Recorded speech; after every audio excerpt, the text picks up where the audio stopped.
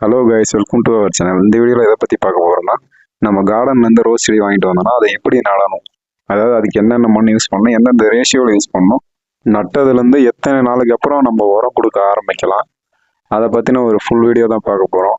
அதுக்கு நம்ம ஃபஸ்ட்டு போய் இன்றைக்கி 2 ரோஸ் செடி எடுத்துகிட்டு வந்துடுறோம் கார்டன்லேருந்து.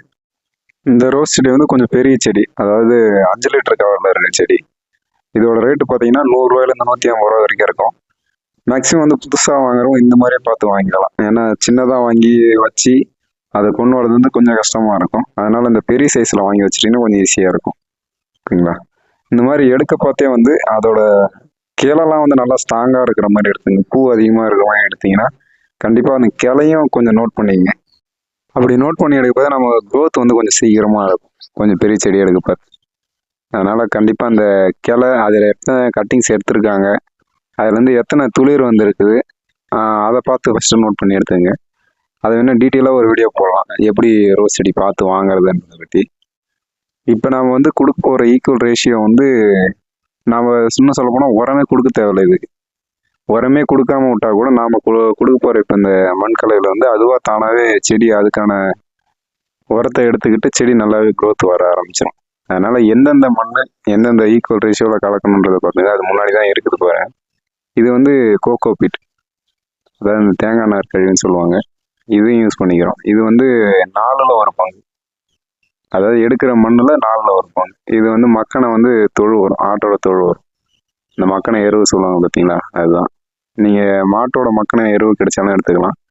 இதுவுமே வந்து ஈக்குவல் ரேஷியோ. நம்ம 2 செடின்றதுனால அளவு கொஞ்சம் பெருசாக எடுத்துருக்கோம், கொஞ்சம் அதிகமாக எடுத்துருக்கோம்னு வச்சுங்களேன். நல்லா வந்து இந்த மாதிரி மக்கி வந்து மண்ணாக ஆயிருக்கு. இதுதான் யூஸ் பண்ணணும். நீங்கள் அப்படியே எடுத்துகிட்டு போயிட்டு அந்த புதுசாக இருக்கிறத யூஸ் பண்ணிங்கன்னா கண்டிப்பாக அதில் பிரச்சனை வரும். அப்புறம் வந்து பார்த்தீங்கன்னா செம்மண், இதுவுமே ஈக்குவல் ரேஷியோவில் அந்த கோகோ பீட் எந்த அளவுக்கு எடுத்துருக்கோமோ அதே ஈக்குவல் ரேஷியோவில் எடுத்துருக்கும். இது 3 மண்ணை சேர்த்து நீங்கள் வந்து அந்த மக்கான தொழு உரத்தை மட்டும் கொஞ்சமாக குறைச்சிக்கணும்.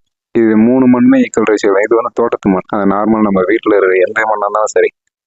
உங்கள் இடத்துல எந்த மண் இருக்கோ அதை எடுத்து கொஞ்சம் அது சரி பாதி எடுத்துக்கலாம். அதாவது 3 பங்கு, இந்த மண்ணிலே 3 பங்கு ஆக்கிடணும். செம்மண், அப்புறம் வந்து இந்த கோகோ பீட்டு, தோட்டத்து மண், இது 3த்தையும் வந்து ஈக்குவல் ரேஷியோவில் எடுத்துக்கின்னு அந்த மக்கான தொழு உரம் மட்டும் அதில் 1/4. இப்போ நம்ம இது பர்சன்டேஜ் வரிசையில் பார்த்துருவோம். அதாவது 100% வந்து 30% வந்து கோகோ பீட், 30% செம்மண், 30% வந்து தோட்டத்து மண், மீதி இருக்கிற 10% மட்டும் அந்த மக்கான தொழு உரம். அப்படி எடுத்துங்க. ஏன்னா நம்ம அடிக்கடி உரம் சேர்க்கறதுனால இதை மட்டும் கம்மியாக சேர்த்துக்கணும், அதிகமாக சேர்க்கக்கூடாது. அப்புறம் போக போக நம்ம அடிஷ்னலாக உரம் ஆட் பண்ணிக்கிட்டே போவோம். அதனால் இப்போதைக்கு இது நடப்பாத்து மட்டும் அடி உரமாக இதை மட்டும் கொடுத்துருவோம். நல்லா வந்து 3த்தையுமே வந்து ஈக்குவலாக கலக்கிற மாதிரி எல்லாத்தையுமே நல்லா கலந்து விட்டுங்க. இதுக்கு முன்னாடியே வந்து நம்ம ரோஸ் செடி எப்படி நடுறதுன்றது ஃபஸ்ட்டு ஒரு வீடியோ போட்டிருப்போம். அது பார்த்திங்கன்னா ரொம்ப ஒரு சிம்பிளாகவே இருந்திருக்கும்.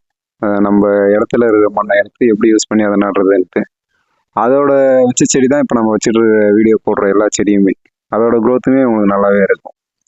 அப்புறம் ஏன் இப்போ மட்டும் செம்மண் யூஸ் பண்ணுறோம்னா நமக்கு வந்து இதோட க்ரோத் எப்படி இருக்குன்னு பார்க்கணும் இல்லைங்களா. அதனால் வந்து இப்போது இந்த 2 செடிக்கு மட்டும் செம்மண் யூஸ் பண்ணுறோம். இதோட க்ரோத்தும் எப்படி இருக்குன்னு பார்த்து அடுத்தடுத்த வீடியோவில் அப்டேட் பண்ணுறேன். ஒவ்வொன்றா வந்து கலந்துங்க. அதாவது ஃபஸ்ட்டு செம்மண் கோகோ பீட் கலந்துக்கிட்டு அந்த உரத்தை கலந்துக்கிட்டு லாஸ்ட்டாக வந்து தோட்டத்து மண் சேர்த்துங்க. ஏன்னா 3த்தையும் ஒன்றா சேர்த்து அந்த அளவுக்கு கலக்க முடியாது. அதனால் கொஞ்சம் கொஞ்சமாக சேர்த்து கலந்து பார்த்து ஈஸியாக கலக்க ஆரம்பிச்சிடலாம். 3த்தையுமே ஒன்றா சேர்த்து நல்லா கலந்துட்டிங்கன்னா உங்களுக்கு ஒரு வெயிட்லெஸ்ஸானது, அந்த கோகோ பீட் எந்த அளவுக்கு வெயிட்லெஸ்ஸாக இருக்குமோ அந்த மாதிரி ஈஸியாகவே இருக்கும். எல்லா மண்ணும் கலந்துட்ட வரைக்கும் உங்களுக்கு மண் இருக்கிற மாதிரி தெரியாது, ரொம்ப ஒரு ஈஸியாக கையில் வரும். இப்படி யூஸ் பண்ண பார்த்து நம்ம என்ன பண்ணால் ஒரு இடத்துலேருந்து மற்ற இடத்துக்கு செடியை வந்து மாற்றி வைக்க பார்த்து ஈஸியாகவே அந்த க்ரோ பேக் ஆகட்டும், இந்த ஒரு பாட்டில் வச்சதுனா ஈஸியாகவே நம்ம எடுத்துகிட்டு போயிடலாம், வெயிட்லெஸ்ஸாக இருக்கும். அதனால தான் கோகோ பீட் ஆட் பண்ணுறது. அது இல்லாமல் அது வந்து அடிஷ்னலாக வந்து நம்ம அந்த சம்மர் டைமில் வந்து தண்ணியை வந்து தேக்கி வச்சுக்கும். இந்த 2 ரீசன் தான் ரொம்ப ஒரு வெயிட்லெஸ், அதை கையில் எடுத்தால் எடுக்கிற மாதிரி தெரியாது. இதை வந்து நம்ம அந்த சாக்கு நம்ம எப்பயுமே யூஸ் பண்ணுறது தான். அதாவது க்ரோ பேக் யூஸ் பண்ணலை இது வரைக்குமே. ஏன்னு கேட்டிங்கன்னா 2மே ஒரே குவாலிட்டி தான், ஈக்குவலாக. அதாவது ஓரளவுக்கு ஒரு 90% ஈக்குவலாக தான் வருது. அதனால் நம்ம அதுக்கு அடிஷ்னலாக செலவு பண்ணுறது இல்லை. அதனால் இது சாக்கே ஓரளவுக்கு நல்லா தான் இருக்குது. அந்த இப்போ வச்சுக்கிற செடி எல்லாமே இந்த சாக்கை யூஸ் பண்ணி தான் வச்சுருக்கோம். ஒரு சில செடி மட்டும்தான் அந்த பேரலில் அடுத்து கேனில் வச்சுருப்போம். மற்றபடி இது வரைக்குமே சாக்கில் வச்சுக்கலாம் நல்லா ஒரு க்ரோத் தான் வருது. அதனால் எதில் வைக்கணுன்றதில்ல, வைக்கிற பொருள் வந்து எத்தனை நாள் வரைக்கும் வரும் அப்படின்றதையும் வச்சுங்க. அப்புறம் வந்து வைக்கிற சைஸ், அதாவது இப்போ நம்ம 5 கிலோ கவர் எடுக்கிறதுனால அதுக்கேற்ற சைஸில் வந்து மண் ஃபுல்லாக வந்து ஃபில் பண்ணி அப்புறம் தான் வைக்க போகிறோம். இதுவே நம்ம சின்னது அந்த 1 லிட்டர் கவரில் எடுக்க பார்த்து இதில் பாதியே வச்சா போதும். ஏன்னா அந்த அளவுக்கு செடி க்ரோ ஆகாது, க்ரோ ஆகுறது லேட் ஆகும். அதுக்குள்ளே நம்ம ரீபாட் கூட பண்ணிக்கலாம். இது ஆனால் ஆல்ரெடி செடி வந்து நல்லா பெரிய செடியாக இருக்குது. அதனால் இதுக்கேற்ற மாதிரி க்ரோ பேக்கில் வந்து அந்த அளவுக்கு மண் ரொப்பி வைக்கணும். அதை மட்டும் நோட் பண்ணிங்க. சின்ன இடத்துல போய் வச்சிடாதீங்க, செடி வந்து க்ரோ ஆகுறது கஷ்டமாக இருக்கும். இதில் அடிஷ்னலாக பார்த்தீங்கன்னா நம்ம வந்து வேப்ப மண்ணாக ஆட் பண்ணிக்கலாம். அது ஆட் பண்ண பார்த்து வேர்பூச்சி வர பிரச்சனை வந்து கொஞ்சம் நிற்கும். அதாவது வராமலே இருக்கும் அடியில் கொடுத்துறப்ப. அதுக்குமே நம்ம ஃபஸ்ட்டு போட்ட எப்படி நடுறதுன்ற போட்ட வீடியோவில் வந்து அதுக்கு ஆல்ட்ரேஷனாக ஒன்று பண்ணியிருப்போம். உங்களுக்கு சப்போஸ் அது தெரிஞ்சுக்கணும்னா அந்த வீடியோ கண்டிப்பாக பாருங்கள். அடுத்து இந்த கவரை வந்து பிரிக்கிறது. இப்படி பிரிக்க பார்த்தீங்கன்னா மோஸ்ட்லி அந்த செம்மண் வந்து உடையிற அளவுக்கு பிரிப்பாங்க ஒரு சிலவங்க. ஆனால் அந்த மாதிரி பிரிக்கக்கூடாது. கரெக்டாக வந்து கவரை தனியாக கட் பண்ணி எடுத்துடணும். அந்த மண் வந்து பிரியக்கூடாது. பிரித்தா வந்து அந்த ஸ்டெம்மை வந்து அடி வேரில் கொஞ்சம் டேமேஜ் வந்துச்சுன்னா கொஞ்சம் துளுக்கிறது கஷ்டமாக இருக்கும். அதாவது இது பெரிய செடின்றதுனால அந்த அளவுக்கு பிரச்சனை இல்லை. அதனால் மோஸ்ட்லி நீங்கள் எந்த செடி வாங்கிட்டு வந்தாலும் சரி அந்த மண் வந்து கொஞ்சம் பிரியாத மாதிரி பார்த்துங்க.